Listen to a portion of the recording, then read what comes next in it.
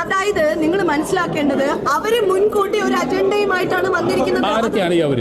അങ്ങനെ പറയാൻ ഞാൻ ആഗ്രഹിക്കുന്നില്ല. അങ്ങനെയൊന്നും ഞാൻ പറയാൻ ആഗ്രഹിക്കുന്നില്ല. അവരും ഞങ്ങളുമേ ഇന്നുണ്ടായിട്ടുള്ളൂ. ഞങ്ങൾ കമ്മിറ്റി അംഗങ്ങൾ, ഞങ്ങളും അവർ എന്ന് പറയുന്നത് ബാക്കി മുഴുവൻ ബോഡിയും. അതായത് മുൻപ് വിട്ടുപോയ ആളുകൾക്ക് ഇതിൽ പങ്കുള്ളതായി ഞാൻ പറയുന്നില്ല. എന്തിനാ നമ്മൾ ആവശ്യമില്ലാത്തത്? അതായത് നിങ്ങൾ മനസ്സിലാക്കേണ്ടത്, കണ്ടല്ലോ ഈ ചേച്ചി ഇന്നലെ അമ്മയല്ല AMMA ആ AMMയുടെ യോഗത്തിന് ശേഷം എല്ലാവരും മാന്യമായിട്ട് സംസാരിച്ചിട്ട് പോയി. ഇപ്പൊ ഉള്ള കമ്മിറ്റിക്കെതിരെ സംസാരിക്കേണ്ട ജഗദീഷൊക്കെ എത്ര രസകരമായിട്ട്, എത്ര മാന്യമായിട്ട് മറ്റുള്ളവരെ കുറ്റപ്പെടുത്താത്ത രീതിയിൽ അവിടെ സംസാരിച്ചിട്ട് പോയി. പക്ഷെ ഈ ഒരു ചേച്ചിക്ക് മാത്രം മൈക്ക് കിട്ടിക്കഴിയുമ്പോഴത്തേക്ക് എവിടെ നിന്നൊക്കെയാ വികാര തള്ളിച്ചകൾ ഉണ്ടാകുന്നത് എനിക്ക് മനസ്സിലാവുന്നില്ല. സത്യത്തിൽ ഈ ചേച്ചിയല്ലേ അവിടെ മുഴുവൻ പ്രശ്നങ്ങളും ഉണ്ടാക്കുന്നതെന്നാണ് എനിക്കൊരു തോന്നുന്നത്. ഇവരെയൊക്കെ ഈ അധികാരത്തിലേക്ക് പിടിച്ചു കയറ്റിയവരെ വേണം ആദ്യം തല്ലാനായിട്ട്.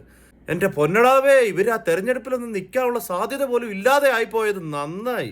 ഇല്ല എന്നുണ്ടെങ്കിൽ ഇവർക്ക് ഈ ഭരണം വല്ലതും കിട്ടുമോ, വല്ല മെമ്പറും വല്ലതും ആവുമോ, ആ പഞ്ചായത്തിലെങ്ങാനും കയറാൻ പറ്റിയിട്ടുണ്ടെങ്കിലോ ആ പഞ്ചായത്തിനെ അവർ മുനിസിപ്പാലിറ്റി ആക്കിയേനെ. ഈ ചേച്ചിയുടെ പ്രശ്നം എന്താണെന്നുള്ളത് നിങ്ങളൊന്ന് കമന്റിൽ പറയും. എനിക്ക് തോന്നുന്നൊരു പ്രശ്നമുണ്ട്, അതെനിക്ക് പരസ്യമായിട്ട് പറയാൻ പറ്റാത്തതുകൊണ്ട് ഞാനൊന്നും മിണ്ടുന്നില്ല. മൂലക്കുരു അതൊന്നും ചിന്തിക്കല്ലേ, അതൊന്നും അല്ല.